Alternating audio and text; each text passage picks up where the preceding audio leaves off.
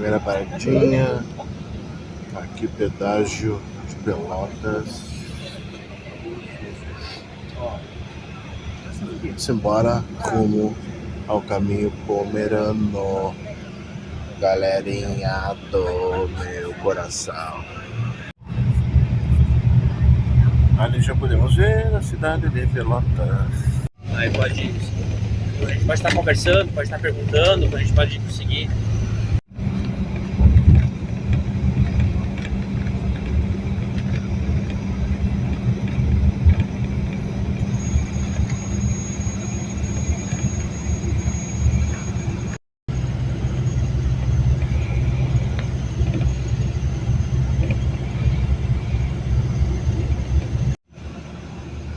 Esse aqui é outro pedágio, tá, gente? Não é aquele mesmo lá.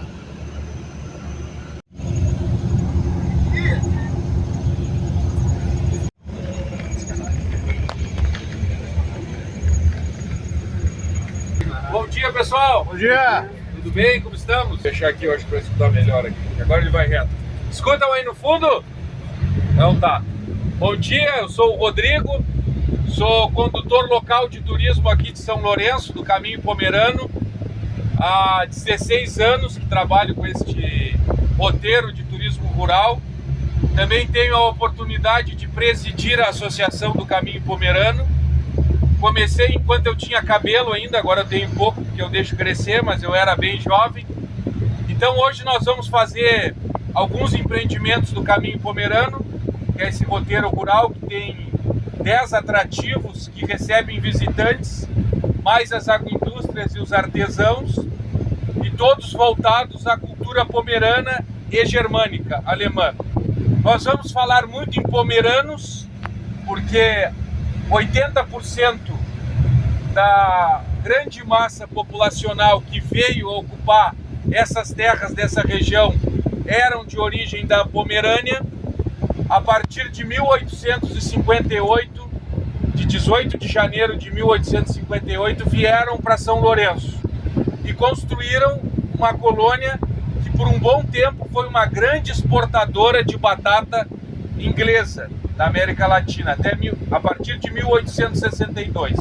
Então, durante o percurso, nós vamos conversar bastante. Nós alteramos um pouquinho o roteiro para que vocês pudessem conhecer uma propriedade da agricultura familiar que trabalha com cultivo de pitaias, né? Depois nós vamos conhecer 2 empreendimentos mais voltados à questão cultural, que é um museu familiar chamado Memórias Wandenken, que significa memórias e memória, casa que tem acervos de quase tudo, que é o Hayden House.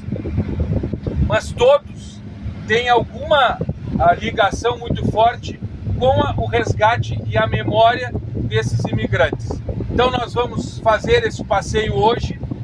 Nós também vamos realizar agora no sítio Terra da Pitaia uma encenação do casamento pomerano. Nós vamos precisar de uma noiva para se vestir com a noiva de preto, para viver esse momento, né, do casamento. Então nós vamos andar bastante pelo interior hoje. Nós vamos andar cerca de 30 quilômetros aqui durante esse percurso. Choveu um pouco, então peço atenção de vocês para caminhar com o pé bem firme no chão, tudo que a gente passa para os grupos, né? E aí, galera, vamos lá agora. Caminho Pomerano.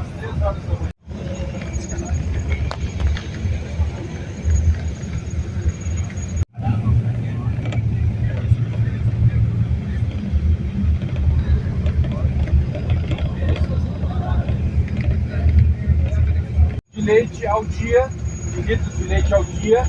Isso aqui tudo é dos associados à Copar.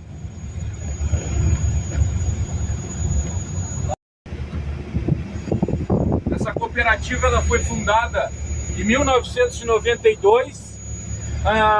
Inicialmente se trabalhava a questão da agroecologia, a questão mais da plantação agroecológica. E aí, com o passar dos anos, ela foi crescendo, né? Hoje, ela é uma das maiores, vamos dizer, empresas geradoras de impostos aqui no município. ela com esses 4 mil associados em toda a região e essa produção de 120 mil litros de leite ao dia. Isso aqui é pitaia, ó. Isso aqui é um sítio, tá? Plantação de pitaia.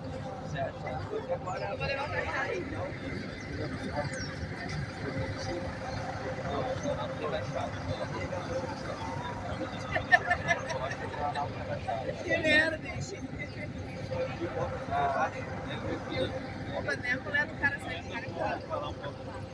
Gente, que lugar bonito.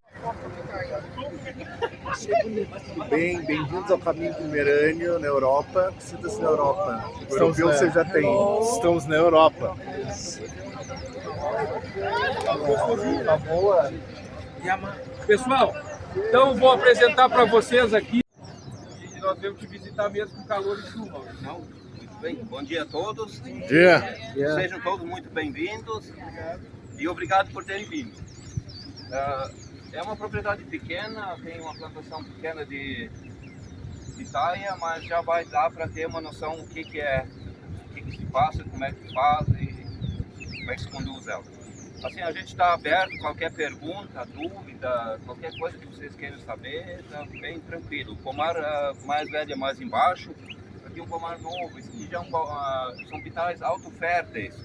Elas vão florescer e não vai ser necessário o processo de polinização manual, né?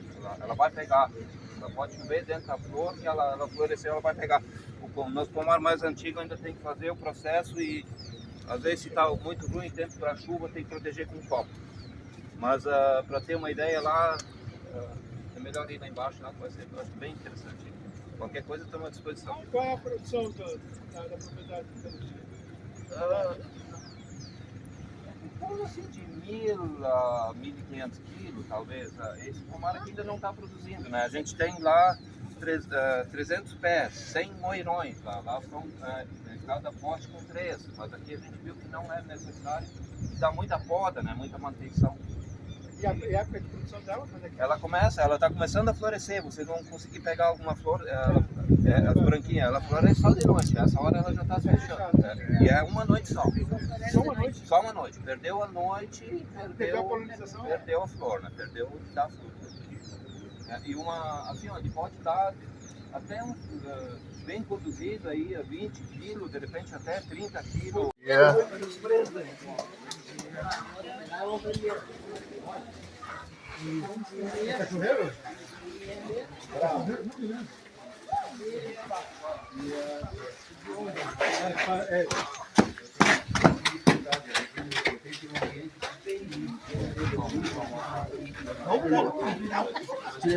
Eu vou levar na cabeça. Fica à vontade aí, pessoal. Pode ir. Gente, deixa eu calça, se assim, lá no ar. Gente, olha só.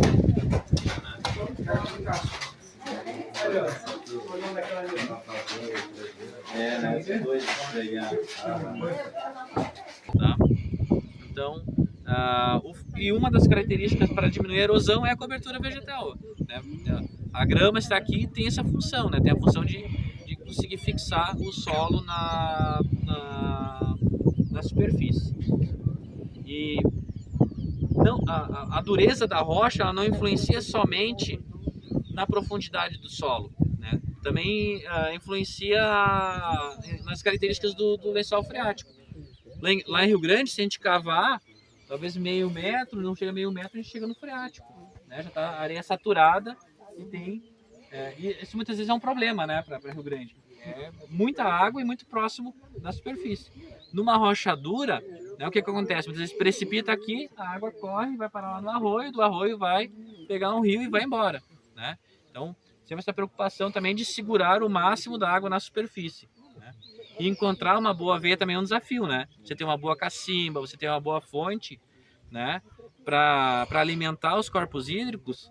Muitas vezes é difícil você localizar numa propriedade, né? É bem comum, às vezes, ter uma fonte de água na propriedade vizinha. Por quê? Porque a água está correndo, né? Está correndo nessas linhas de fraturas da rocha. Tá? Naquele mapa que eu passei para vocês, vocês viram que tem as linhas pretas sobre o planalto, a parte mais alta do planalto rebaixado. Aquelas linhas são linhas de fraturas do bloco que nós conhecemos como Serra de Tapes, que são o fraturamento das rochas. Tá? E geralmente, né, geralmente o lençol freático está correndo nessas linhas de fratura.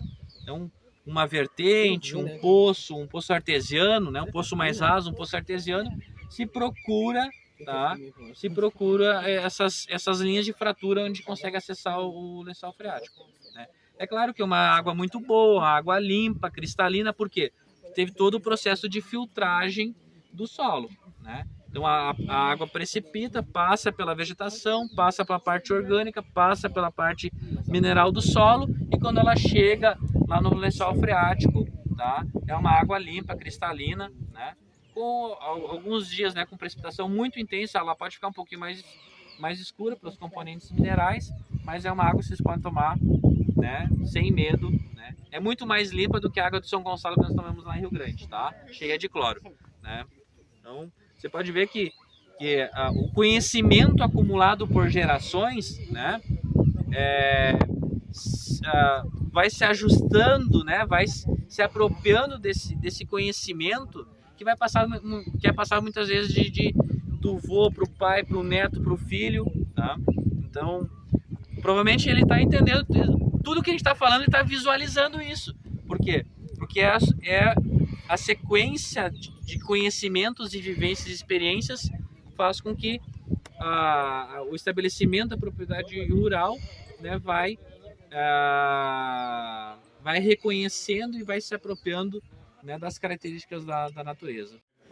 Então, pessoal, como eu tinha falado no ônibus, nós vamos falar muito sobre pomeranos no caminho pomerano, porque a maioria da massa migratória que veio para cá a partir de 1858 eram dessa região da Pomerânia, aqui está no mapa.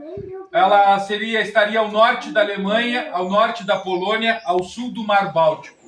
De lá vieram inúmeros imigrantes para cá, através de um contrato de parceria com Huygens, Jacob Huygens, a partir de 1858, que comprou terras do governo imperial e resolveu criar aqui uma colônia de imigrantes, através da Lei das Terras. Né? Huygens, lembrando novamente, era pai do Carlos Guilherme Huygens, da indústria, da fábrica lá de Rio Grande, Huygens e Huygens. Tá? Eu vou passando aqui, quem quiser ir olhando, faz favor, depois a gente só volta para a mesa aqui. Entre tantas histórias do caminho pomerano, quando a gente chegava nas casas, quando a gente começou a resgatar 18 anos atrás as histórias, nós encontrávamos muitas fotos de casamentos de noiva de preto. As noivas, ainda aqui no interior, vestidas de preto. Isso até 1945, casamentos com a noiva de preto. Então nós começamos a pesquisar, que também pode passar, vamos começar por aqui. Nós começamos a pesquisar por que deste motivo. E nós criamos no Caminho Pomerano uma forma de contar essa história para os visitantes que fique clara em dois momentos da nossa pesquisa. Então, para entrar nessa história, nós vamos fazer esse casamento hoje da Aline com o João. Tá?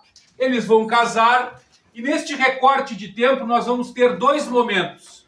Um na Pomerânia, há 500 anos atrás, vivendo ainda sob domínio feudal, e depois a nova vida aqui em São Lourenço, na colônia de São Lourenço do Sul. Então está tudo certo para o casamento da Aline e do João. Daqui a 30 dias, lá no feudo, na Pomerânia, eles moram num feudo organizado. Quem lembra do sistema feudalismo, né? Um feudo onde tinha diversos trabalhadores camponeses, um senhor feudal comandando essas terras. Então está tudo certo para o casamento dos dois. O senhor feudal autorizou, os pais já tinham dado o ok para casar, tinham aprovado o casamento. O senhor feudal também poderia, dentro do feudo, se não houvesse casamentos, ele poderia autorizar ou determinar o casamento de qualquer pessoa que tivesse a partir de 15 anos, né, para aumentar, assim, o número de famílias, aumentar o número de trabalhadores. Então está tudo certo para esse casamento. Só que tinha um problema naquela época. Como convidar para o casamento? Por WhatsApp? Por e-mail? por ligação, pombo correio, na verdade, entra nessa história uma figura que é muito importante no casamento pomerano, que hoje é representado pelo João Ney. Ele é o irmão mais novo da Aline.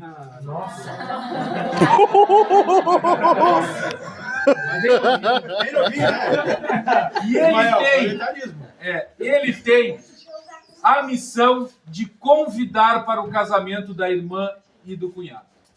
Ele vai botar sua melhor roupa, olha só. Ah, na fatiota, hein? Vai enfeitar o seu cavalo com fitas e tecidos coloridos e vai sair 30 dias do trabalho braçal da lavoura, tá? Vai sair 30 dias desse trabalho braçal e vai sair de casa em casa convidando para o casamento. Vai chegar lá numa forma de ladainha ou verso e vai dizer, olha, eu estou aqui em nome dos noivos que vão casar daqui tantos dias. Gostaríamos muito que a sua família fosse no casamento. Em sinal de sim, para retribuir ao convite, o convidador recebia uma fitinha que era prendido na roupa dele, ou no chapéu, ofereciam para ele um klein Schluck mais Schnaps, um golinho de Schnaps, uma cachaça curtida basicamente com 32 ervas, feita no mês de maio, oferecia para ele esse klein Schluck, um golinho, dava um dinheirinho para ele, que ficava para ele, e oferecia um free stick, um lanchinho. Aí ele ia para a próxima casa de novo. Convidava a próxima família. Recebia uma fitinha, um golinho de schnapps, um dinheirinho e um lanchinho.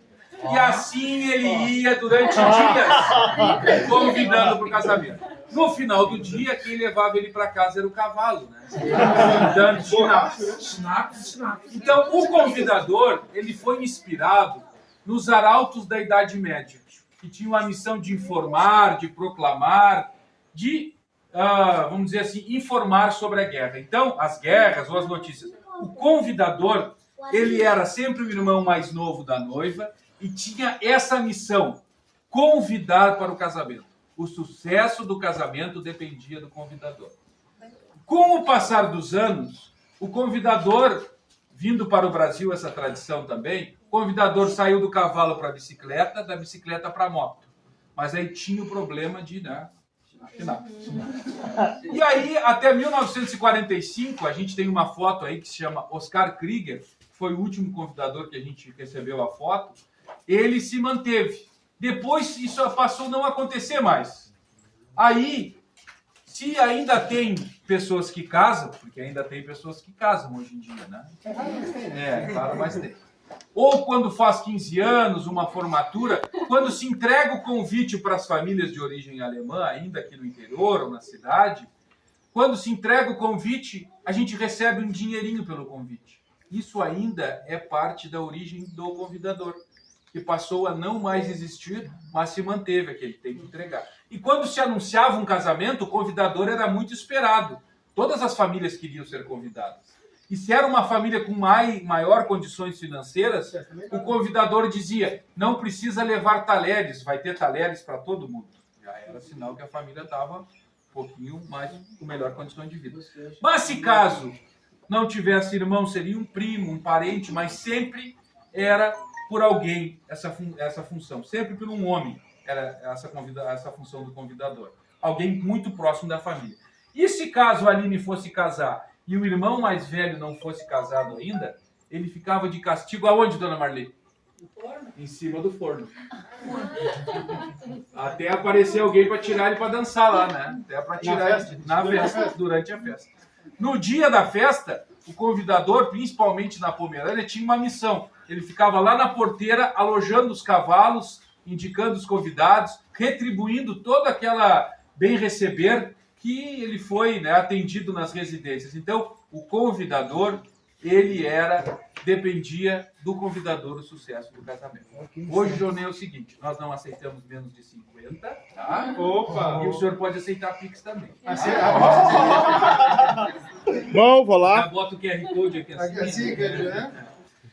Então, nós vamos trocar. E deixa a noiva vir para cá, vai pro lado do noivo lá. Então, vamos ver aqui. Nós temos que estar bem ciente do papel dele. O que vai fazer, né? E aí nós começamos a pesquisar, né? E começamos a estudar um pouco sobre essa questão da noiva de preto. E nós descobrimos que uma das versões, principalmente na Pomerânia, morando sob domínio feudal, porque se morava em feudo naquela época para ter segurança, se morava em feudo principalmente camponeses que trabalhavam com a plantação. Quem tinha atividades de ofício não morava em feudo, quem tinha atividades de ofício eram artesãos, marceneiros, carpinteiros, enfim, quem fazia teatro, circo, isso não morava em feudo. Quem morava em feudo eram principalmente trabalhadores camponeses. Se morava em feudo por proteção, porque o feudo tinha segurança, o feudo tinha como se manter, principalmente naquele momento. Então, entre tantas pesquisas, uma das versões que a gente adota por base literária, e aí nós temos um livro chamado Noivas de Preto, de um escritor aqui de São Lourenço, é que a noiva na Pomerânia, no recorte de tempo da Pomerânia, ela casava de preto em sinal de luto, em sinal de protesto. Porque a primeira noite de núpcias dela não era com o marido, era com o senhor feudal. Então seria na época, uma revolução silenciosa, se usava o preto, para contrapor esta vontade do senhor feudal. Como se acontecia isso? O casamento acontecia, estava tudo certo, os noivos já sabiam que tinha que cumprir esse ritual, morando no feudo, o senhor feudal ficava esperando, a festa acontecia do casamento, no final da tarde um cortejo com uma banda, o noivo e a noiva, os familiares levavam ela na porta do castelo ao entardecer, no outro dia o senhor feudal devolvia ela. A noiva até chorou. Ou seja, isso era um abuso sexual, uma violência. Aí, com o tempo, a Igreja Católica, principalmente com a instituição do casamento litúrgico, começou a, de alguma forma, pressionar para que isso não acontecesse. Alguns feudos aceitaram, de boa. Não vou cobrar a primeira noite de núpcias com a noiva, mas vou trocar por uma moeda, por uma vaca, por uma porca. Em alguns casos, como está escrito nesse livro, muitas vezes trocava-se o tamanho da polpa da bunda da noiva em manteiga para o senhor feudal. Ou seja, o senhor feudal ainda continuava a ter o direito, porque se imaginava que, como a terra era dele, automaticamente quem morava na terra teria que servir ao senhor feudal. Com o passar dos anos, aqueles que se rejeitavam a ter a primeira noite de núpcias com o senhor feudal iam morar no corredor, que era o espaço entre uma propriedade e outra, e lá eles ficariam à deriva, não teriam proteção, não teriam como se manter. Este livro, chamado Noivas de Preto, do Jaime Shaw Costa, conta exatamente a versão que eu estou contando para vocês e também conta das noivas que não aceitavam. Os pomeranos eram descendentes de uma população eslava. Por muito tempo não tinham o Deus único, como se tem hoje, como referência. Era o Deus da natureza, Deus da água, aquelas coisas. Então, já automaticamente, isso para os senhores feudais era sinal de bruxaria. Então, quem se rejeitasse era a bruxa. Então, com o passar dos anos, este motivo veio para São Lourenço, mas não porque se tinha senhor feudal aqui. Primeiro, que era uma questão de tradição casar de preto. Muitas famílias tinham avós, bisavós que casavam de preto. E também porque o preto era um tecido barato e de fácil acesso aqui em São Lourenço, na colônia de São Lourenço. Se trocava uma carga de batata, que era o que São Lourenço foi um dos maiores exportadores de batata inglesa da América Latina, pelo tecido da noiva. E esse tecido, esse vestido, a noiva iria no casamento dela, depois tiraria esses apetrechos todos e serviria para o batizado, para o casamento da irmã, do parente. Era o pretinho básico de todo sempre. Amém. Está explicado, viu? Então, isso aconteceu por muitos anos, o casamento da noiva de preto. Quando nós estávamos lançando esse livro, em 2022, eu recebi a última foto da noiva de preto, 1965. Ela ainda está viva, casou de preto por tradição. Depois a rainha Vitória veio casar de branco, aí mudou todo. E na verdade também não foi bem essa história, outra pessoa tinha casado de branco e a rainha Vitória adotou esse estilo. Mas o casamento da noiva de preto tem esse essa história. Né? Porque tem um filme chamado Coração Valente, com Mel Gibson, que conta essa história.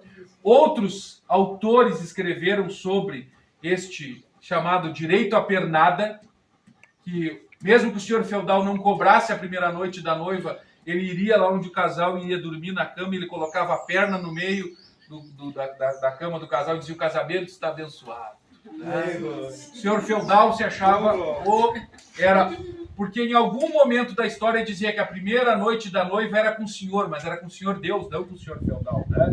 Então essa história por muito tempo se perpetuou e a gente conta ela nessas duas versões. O primeiro recorte de tempo na Pomerânia, com o senhor feudal, e o segundo aqui em São Lourenço, sem ter senhor feudal, casando por tradição. Antes que chova, o verde na barriga significava esperança que essa regra terminasse. Aqui no Brasil, fertilidade.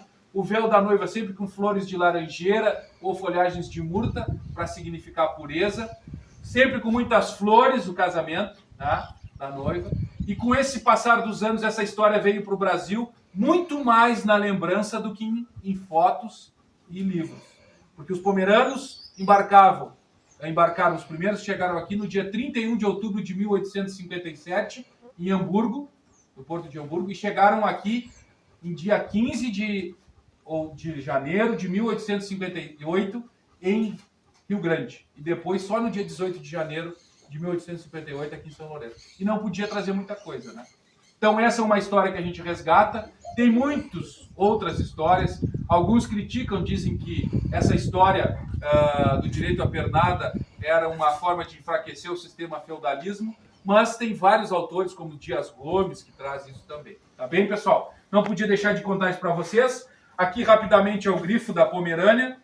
A Pomerânia não existe mais, terminou na Segunda Guerra Mundial. E aqui, então, está a parte de cima, é um dragão, que é a vigilância, né? Uma águia significa vigilância, a parte de baixo um dragão, que significa a força. O azul e o branco é o contraste do Mar Báltico, principalmente, né? Então, seria isso, não poderia deixar de contar para vocês essa história, que faz parte aqui também do nosso roteiro Caminho Pomerano, e automaticamente, não sei porquê, mas os últimos casamentos têm sido todos aqui. E os noivos têm sido felizes para sempre. É.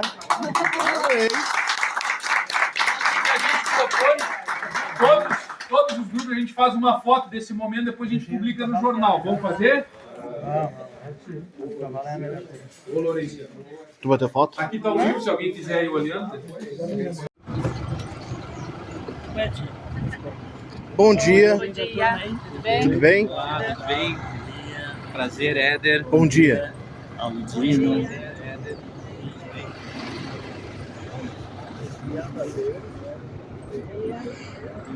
A gente vai se encontrar na cadeira. Se quiser tirar foto na cadeira, fique à vontade. Bom dia, tudo bem? Bom dia, tudo bem? Tudo bem. Com o acervo familiar da minha família, né? Então depois a gente vai ver lá as coisas que a gente conseguiu e que cada um guardou e que eu coloquei em público, né? Para receber hoje, no caso de vocês, né? Para quem nos visita. Estou caracterizada em função da minha bisavó, que só usava vestidos longos. Na época dela era fechadinho aqui, né? O brasileirito a gente faz do jeito que a gente quer, né? A cadeira ali, que a gente vai fazer a nossa foto agora, lembra a minha avó. Quando eu era criança, eu vivia na casa dela, né? E ela me embalava no colo dela e me contava muitas histórias. Hoje sou eu que conto as histórias dela para quem nos visita, né? Então nada mais justo do que estar todos presentes numa foto para a gente eternizar o que eu não tenho essa foto no colo da minha avó. Vamos lá então? Tudo é estilizado, tá? E esse livro virou uma floreira, tá bem? Então nada anda, nada andou e aqui tudo é assim mesmo.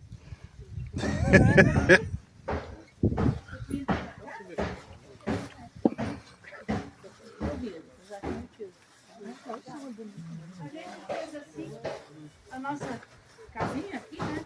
Lembrando uma casinha que eles tinham lá em Santa Rosa. Depois nós vamos ver o porquê. Copiei o estilo da gradezinha da casa deles lá. Aqui a gente tem algumas ferramentas agrícolas que a gente não tem mais espaço lá dentro, né? Que teve que colocar aqui. Seguindo agora, a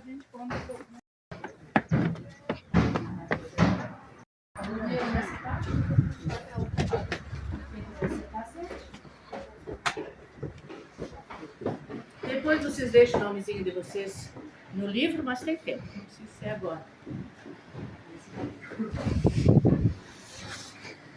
Essas cadeiras que estão aí na mão.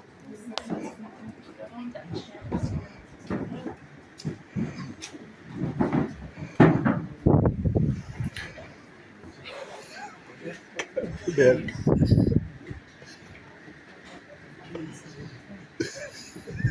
Toda de geografia?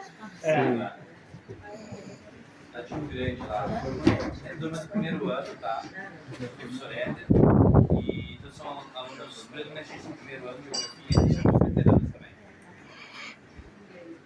Levar a memória da minha família. Vou contar um pouquinho os perengues e os que passaram a minha família até que chegaram aqui no Brasil. Nosso sobrenome é esse aqui, Zielke. Meu bisavô, ele foi se alistar na Prússia, né? Não na Rússia, porque eles são alemães, e aqueles jogados para lá e para cá, né? Ele estava naquele joguete também. Então ele foi se alistar na Prússia. Não imaginava que iria enfrentar uma guerra. A Bisa, quando era solteira, ela foi morar nos Estados Unidos para cuidar de crianças para uma família, e essa família queria que aprendessem o alemão, idioma alemão. E ela foi lá para ensinar essas crianças. Então, ela ficou 6 anos lá ensinando o alemão para essa criançada. E aí ela tinha saudades de casa, ela resolveu voltar. E nessa volta ela conheceu o marido dela, né? Casaram então em 1911, em 12 nasceu já meu avô, em 14 a 18 então a Primeira Guerra Mundial. Então ele participou aqui. Tem uma granada ali que é de verdade, mas ela não vai explodir, não se te preocupar. Aqui a gente tem réplicas. Nada hidráulico, né? Aqui nós temos de capacete, não são originais, são apenas réplicas, né? Aqui tem a carteirinha de guerra, essa sim é de verdade. E em cada lugar, em cada trincheira que eles tinham que ir, tinha que levar uma carimbada, selo, coisas de época. Tem as diferentes uniformes, né? Então tem o de gala, tem o de batalhão e tem o da trincheira. E tem mais esse da capacete aqui que a gente não tem uma foto deles. Tem uma lá na enfermaria, nunca teve doente, mas ele gostava de contar anedotas, né? Então era um público-alvo dele. E assim, as medalhas também, uma de guerra e a outra ele ganhou porque ele salvou um general no fronte que precisava ser rastejado para fora e ninguém tinha coragem de fazer isso, né? Trazendo lombo e ainda rastejando, né? E ele era um baixinho bocado, não deu conta, né? Mas ele foi lá buscar e aí, então, por causa disso, ele ganhou essa medalha. Ali está o casamento deles, não é nós. só andava aquele Aqui nós temos um Ford. Copinho podem levar, se quiser. Ford da carteira. Porque Licor quem tinha de naquele café. tempo, claro, convívio era algo luxo, mais ou menos como hoje no cabine dupla.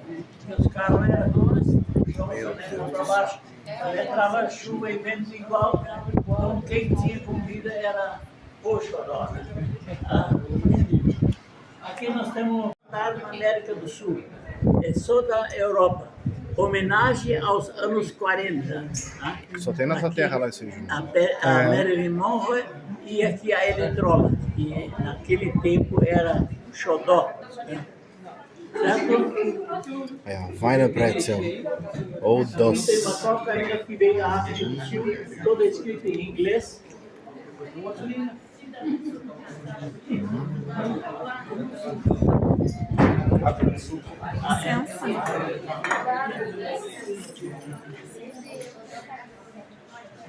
Aqui eu tenho 3 moedinhas furadas. Tá? Existe no mundo uns 10 países que têm moedas furadas. Eu só tenho das 3 aqui, uma da China e da Dinamarca e a outra é do Japão. Então eu só sei a história um pouco dessa japonesa. A de 5 deles tem o furo e a de 50 não. Então quem é mal de visão pode passar o dedo e reconhecer qual é a moeda. Tá? Mas não é só isso. O Japão é um país que precisa comprar todos os materiais, tanto ferro como bronze, tudo. Ele carece muito de minério, né? Então, só um furinho desses com milhões de moedas que fazem economiza um bom monte de bronze. Tá? E não é só isso. Lá, naqueles países onde o arroz é plantado com muda dentro da água, que você já deve ter visto nos filmes, né? Tá? Aquela gente amarra as moedinhas na barriga para não perder. Verdade. Essas estrelas aqui, ó, reza a lenda da tradição pomerana, que se pendura na porta de entrada das casas. Originalmente seria um lado escuro e um lado claro. Quando uma pessoa passasse pela porta, se a estrela virasse para o lado escuro, era uma visita indesejável. E se viesse pelo lado claro, estava tudo certo.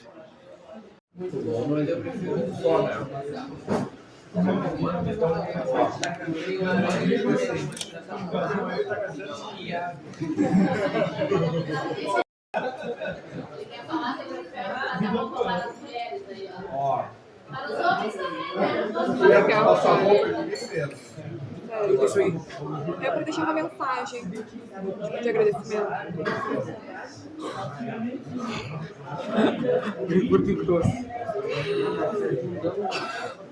Olha os castiçais. Nossa. Pra que tudo isso? Só pra colocar uma vela em cima, né? Esses castiçais. Todo esse... Olha o trabalho que tiveram pra fazer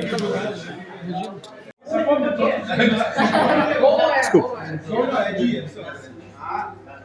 Então, pessoal, quero que vocês, a gente sempre vem aqui, além de ser um local histórico, tem bastante coleções. Aqui tem um pouco da história da colônia de São Lourenço. Aqui tem um cartaz, quando se comemorou os primeiros 100 anos da colonização de São Lourenço do Sul, teve uma festa, 1958, foi inaugurada essa estátua do semeador, que fica na coxilha do Barão aqui, só que a estátua não era original, né? A original veio depois. Feita depois. Aí se tinha uma flâmula, né, que era feita para comemorar. Essa estátua que eles fizeram é o semeador, para mostrar um colono semeando, né, o que foi feito aqui. Mas vou passar para o João, porque ele gosta de falar agora. Essa aqui é o que o Rodrigo falou. Dois cartazes. Dois cartazes, que é o nosso e do Dr. Rames. Tinha dois, ele deu dois para nós. Então dá um bom dia pro pessoal, João. Bom dia, pessoal. Mais uma vez, acho que apertei a mão de todo mundo. Não apertei não, mas segurei. Sejam bem-vindos. Meu nome é João Hayden. Estamos do Hayden House. A minha esposa está lá escondida, já fazendo geografia lá. Era uma coisa que eu não gostava quando eu estudava em São Lourenço de geografia. Não gostava, sinceramente. Bem, então é assim, nós temos aqui um acervo de antiguidades. O mais antigo daqui de dentro dessas coisas, quase sou eu, né? Mas tudo bem. Mas sejam bem-vindos mais uma vez. Obrigado. Então, depois de ver aqui as nossas coisas, aqui o nosso maior hobby, o Rodrigo bem sabe também, são os relógios antigos, aqueles de parede. Alguém deve ter em casa, talvez, ou tinha do pai ou do avô, né? Então, o nosso maior hobby é isso aí. Nós estamos com 69 unidades. Ainda não chegou a completar 70, mas tem assim, para comprar, mas os caras estão pedindo muito dinheiro. Nós sabemos que a gente faz coleção, então eles sobem por esse valor. Né? Mas tudo bem, a gente um dia vai chegar para arredondar esses 70. E o que mais eu diria? Nós estamos aqui reunidos. É um grande prazer recebê-los. Não sei se alguém já conhecia São Lourenço, o interior, uma dessas propriedades que tivemos hoje, né? E assim a gente tinha, nós estamos aposentados, tanto eu como minha esposa. Esse mercado aí da frente era nosso. Durante 20 anos já estamos fora. Tivemos outra profissão que o Rodrigo botou, inclusive, ali no... Foi ele, viu? O táxi ali, vocês conhecem? Táxi. Alguém já viu? Então foi o Rodrigo, essa aí. Tivemos uma funerária. Eu me criei dentro desse ramo de trabalho. Antigamente eles não tinham luz elétrica, tinha que fazer tudo manual. Eu estou com 78. Nós estamos fora dessa profissão há 14 anos. Por quê? Trabalhei com chega, cansei, hoje estou com problema mesmo ciático, que incomoda uma casa, idade.